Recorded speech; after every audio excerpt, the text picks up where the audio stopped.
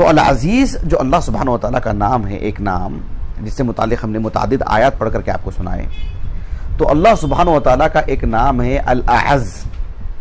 کیا نام ہے؟ الاعز. کیا یہ واقعتاً اللہ رب العالمین کا نام ہے؟ العزیز جس طرح سے قرآن اور حدیث سے ثابت شدہ نام ہے اللہ سبحانہ وتعالیٰ کا، کیا الاعز بھی اللہ رب العالمین کا ایک نام ہے ثابت شدہ کتاب و سنت سے؟ تو اس سلسلے میں ایک ہمیں دعا ملتی ہے جو صحابی رسول سے منقول ہے. امام ابو بکر ابن ابی شیبہ رحمہ اللہ کی جو المصنف ہے، میں کسی بنیاد پر نہیں لا پایا اس کو کسی وجہ سے. ہمارے پاس جو ہے وہ 25 جلدوں والا جو نسخہ ہے شیخ سعد الشثری حفظہ اللہ کی تحقیق سے، وہ ہمارے پاس موجود ہے. اس میں کتاب الحج، مصنف ابن ابی شیبہ کی کتاب الحج، اس میں امام ابی شیبہ رحمہ اللہ نے باب قائم کیا، باب ما یقول الرجل فی المسعى. صفا مروہ کے درمیان بطن الوادی میں جو سعی ہوتی ہے نا، یعنی ابراہیم علیہ السلام کی زوجہ محترمہ ہاجر علیہ السلام پانی کے تلاش میں پہاڑ پر چڑھی نا، وہ شیرخوار بچہ نیچے ہے، ادھر صفا کی پہاڑی ہے اور ادھر مروہ کی پہاڑی ہے. پہاڑ کس طرح سے ہوتا ہے؟ یہ جو ہماری عمارت ہے اس طرح سے ہوتا ہے کیا؟ نیچے اس کا ایک پھیلاؤ ہوتا ہے نا، تو وہ پہاڑ پر جیسے اس کا آخری حصے پر اترتی، وہاں تک تو نہیں دوڑتی تھی وہ. اس کے بعد جو ایک راستہ ہوتا تھا دو پہاڑوں کے درمیان، یہاں سے وہاں، بطن الوادی اس کا نام، اسم بمسمى. پھر دوسرے پہاڑ پر چڑھائی تک کے لیے جو مطلب جگہ ہوتی تھی وہاں پر وہ دوڑ لگاتی تھی، پہاڑ پر نہیں. تو شرعی نقطہ نظر سے ایک حاجی اور ایک عمرہ کرنے والے کو اسی حصے میں دوڑ لگانا ہوتا ہے، صحیح ہلکی پھلکی دوڑ، اسی کو بطن الوادی کہتے ہیں. آج تو صفا کی اور مروہ کی پہاڑی کا بڑا حصہ جو ہے مطلب کاٹ دیا گیا ہے، جس کی وجہ سے دائرہ بہت طویل ہو گیا ہے، لیکن دوڑ لگانے کا جو حصہ ہے جس پر ایک ہرے رنگ کی لائٹ لگی ہوئی ہے وہ تو مختصر ہے، اسی کو بطن الوادی کہتے ہیں. کسی زمانے میں پہاڑوں کا حصہ وہاں آ کر کے جڑا ہوا تھا، وہیں سے لوگ آیا جایا کرتے تھے. اچھا، میں یہ بتانا چاہ رہا تھا کہ امام ابن ابی شیبہ رحمہ اللہ نے باب قائم کیا، باب ما یقول الرجل فی المسعى. صفا مروہ کے درمیان کی جو سعی ہوتی ہے وہ حصہ جہاں ایک جو دوڑ وغیرہ جو لگاتے ہیں نا، یا پورا حصہ، کل کا کل حصہ، اس میں جو پڑھی جانے والی دعا سے متعلق آپ نے ایک باب قائم کیا. لیکن آپ نے اس باب کے تحت جو روایات لائی ہیں وہ موقوف روایات ہیں. رسول اللہ صلی اللہ علیہ وسلم کے نام پر کوئی حدیث نہیں ہے، مرفوع حدیث نہیں ہے، اللہ کے رسول نے یہ دعا پڑھی ہو، ایسا نہیں ہے. ایک تابعی ہے، کبار تابعین میں سے بلکہ مخضرم ہے، علمی دنیا میں وہ اپنی کنیت سے مشہور ہے، ابو وائل، شقیق نام تھا ان کا، شقیق ابن سلمہ، شفیق نہیں، شقیق ابن سلمہ، ابو وائل اپنی کنیت سے مشہور ہے. وہ عبداللہ بن مسعود رضی اللہ عنہ کے خاص تلامذہ میں سے ہیں. وہ کہتے ہیں کہ عبداللہ بن مسعود رضی اللہ عنہ کے بارے میں کہ کان عبداللہ اذا سعى فی بطن الوادی، جب آپ بطن الوادی میں جو آپ سعی کرتے تو آپ کیا دعا پڑھتے؟ آپ کہتے ہیں کہ عبداللہ بن مسعود رضی اللہ عنہ دعا پڑھا کرتے تھے، رب اغفر ورحم. کیا دعا کرتے تھے؟ رب اغفر ورحم انت الاعز الاکرم. رب اغفر ورحم انت الاعز الاکرم. جب یہ دعا انہوں نے پڑھی، جس سند سے یہ روایت ہمیں ملتی ہے یا جو اثر ملتا ہے، اس پر محققی کتاب شیخ سعد الشثری حفظہ اللہ نے اس پر صحیح کا حکم لگائے. یہی دعا عبداللہ بن عمر سے بھی ہم کو ملتی ہے، مصنف ابن ابی شیبہ میں 2 روایات بعد. اس پر آپ نے ضعیف کا حکم لگایا ہے، اور ضعف کی وجہ کیا ہے؟ آپ نے کہا کہ یہ روایت منقطع ہے، اس لیے کہ ابو اسحاق السبیعی جو صغار تابعین میں سے ہیں، کہا کہ ان میں اور جو ہے عبداللہ بن عمر بن خطاب رضی اللہ عنہما کے درمیان انقطاع ہے. لیکن یہ عبداللہ بن مسعود سے ثابت ہے یہ دعا.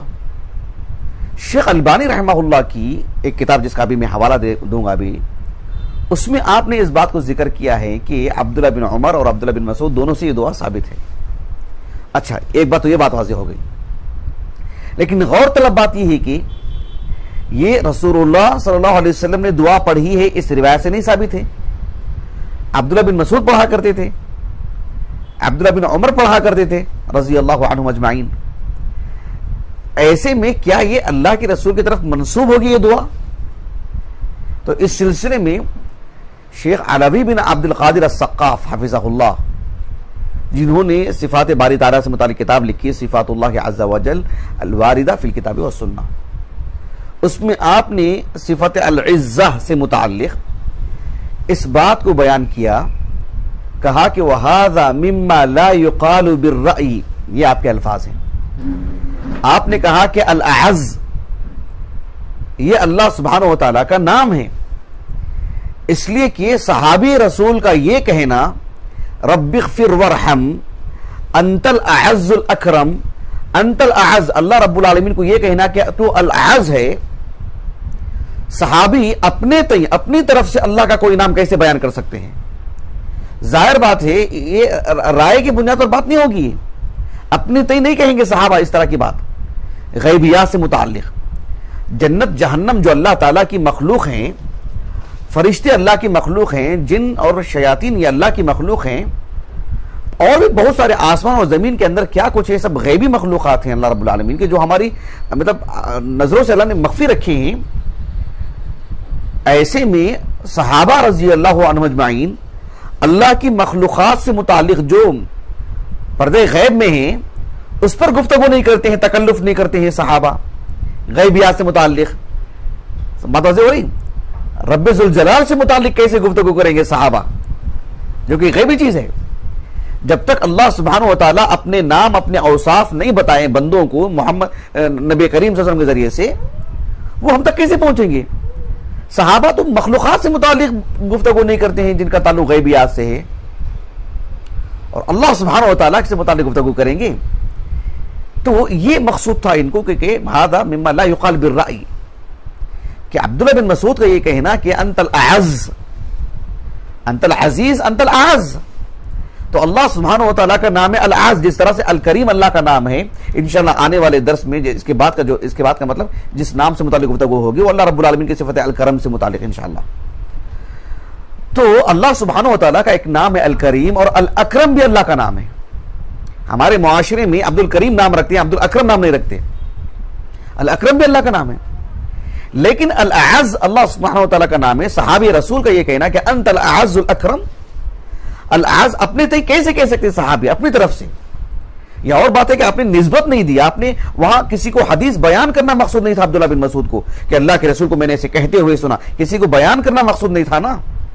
آپ نے بس دعا پڑھی اور آپ کے تلمیذ نے سنا اور اس کو روایت بیان کر دی. تو اس اعتبار سے الاعز اللہ سبحانہ و تعالیٰ کے اسماء حسنہ میں سے ہے. یہاں تک بات واضح ہو گئی. لیکن شیخ البانی رحمہ اللہ نے جو کلام کیا ہے یہ بھی میں آپ کو پڑھ کر کے سناتا ہوں. یہ جو کتاب ہے مناسک الحج والعمرہ شیخ البانی کی رحمہ اللہ، اس کتاب پر گویا کہ شرح ہے، یہ شرح مناسک الحج والعمرہ للالبانی بصحیح الخبر والاثر والنظر. یہ جو ہے دکتر فخر الدین صاحب نے اس پر شرح لکھی ہے، اور آپ نے مطلب امور حج سے متعلق تربیتی پہلو پر بھی کام کیا، فقہی مسائل اور نوازل پر بھی آپ نے کام کیا. اب دیکھیں شیخ البانی رحمہ اللہ کا میں آپ کو کلام پڑھ کر کے سناتا ہوں. شیخ البانی رحمہ اللہ نے یعنی جو صفا مروہ کے درمیان کی جو دعائیں ہیں، اس سلسلے میں شیخ البانی رحمہ اللہ نے کہا کہ صفا کی پہاڑی پر چڑھنے، مروہ پہاڑی پر چڑھنے جو تسبیحات، جو اللہ سبحانہ و تعالیٰ کی حمد و ثنا پر مشتمل جو کلمات ہیں جو ثابت شدہ ہے، کہا کہ وہ پڑھنا ہے. اور صفا مروہ کے درمیان سعی کرتے ہوئے کیا دعائیں پڑھنا چاہیے؟ شیخ البانی رحمہ اللہ نے کہا کہ جب ہم طواف کرتے ہیں نا خانہ کعبہ کا، کعبۃ اللہ کا، آپ علیہ الصلوۃ والسلام سے کوئی خاص دعا تو ثابت نہیں ہے. مخصوص مقامات پر، مخصوص مقام پر ربنا آتنا فی الدنیا والی جو ہے، اس کے علاوہ کوئی خاص اللہ کی طرف سے دعا ثابت نہیں ہے. تو کتاب و سنت سے ثابت کسی بھی دعا کو کر سکتا ہے ایک مسلمان. کہا کہ بعین ہی صفا مروہ کے درمیان سعی کرتے ہوئے بھی کسی بھی طرح کی دعا کو وہ پڑھ سکتا ہے جو کتاب و سنت سے ثابت ہے، یا صحابہ سے جو دعائیں منقول ہیں، یا تابعین سے سلف سے جو دعائیں منقول ہیں. تو اس تناظر میں شیخ البانی رحمہ اللہ نے کیا بات کہی، دیکھیں ذرا، بڑی اہم بات ہے. شیخ البانی رحمہ اللہ نے کہا وما قیل فی الطواف من مشروعیت الذکر والدعاء مطلقا یقال ہنا، یعنی کعبۃ اللہ کا طواف کرتے ہوئے جو دعائیں ثابت شدہ ہیں وہ دعا ثابت شدہ ہیں، ایک ہو کہ ایک سے زائد ہو، لیکن مطلق طور پر کوئی بھی دعا پڑھ سکتے ہیں نا جو کتاب و سنت سے ثابت ہے. تو شیخ البانی رحمہ اللہ نے کہا کہ صفا مروہ کے درمیان پڑھی جانے والی دعائیں ہیں وہ بھی اس میں توسع ہے، وسعت ہے، کوئی بھی دعا پڑھ سکتے ہیں جو کتاب و سنت سے ثابت ہے. اور آگے آپ نے یہ بھی کہا کہ والذکر، یہ دیکھیں قابل غور بات، والذکر الذی ثبت عن ابن مسعود وابن عمر یضاف کمثال الی ما سبق تأصیلہ من مشروعیت الدعاء بما ثبت عن الصحابہ فی المواضع التي اطلقها الشارع. شریعت نے جن مقامات پر دعا کرنے کی ترغیب تو دلائی ہے لیکن خاص دعا نہیں سکھائی ہے. اللہ کے رسول علیہ السلام اذان اور اقامت کے درمیان دعا کی قبولیت کی بات کہی نہیں کہی، لیکن مخصوص دعائیں سکھائی گئیں کیا؟ نہیں نا. تو شریعت نے جہاں دعا کی ترغیب دلائی ہے اور اس پر شریعت نے اس کو مطلق رکھا ہے، مخصوص دعائیں نہیں سکھائی ہیں، ایسے میں کتاب و سنت سے منقول دعائیں یا صحابہ سے جو ہمیں دعائیں ملتی ہیں کہا کہ ان دعاؤں کو پڑھنا چاہیے، پڑھ سکتے ہیں. لیکن شیخ البانی رحمہ اللہ نے اس سلسلے میں 2 شرطیں لگائیں. آپ نے کہا کہ دون اعتقاد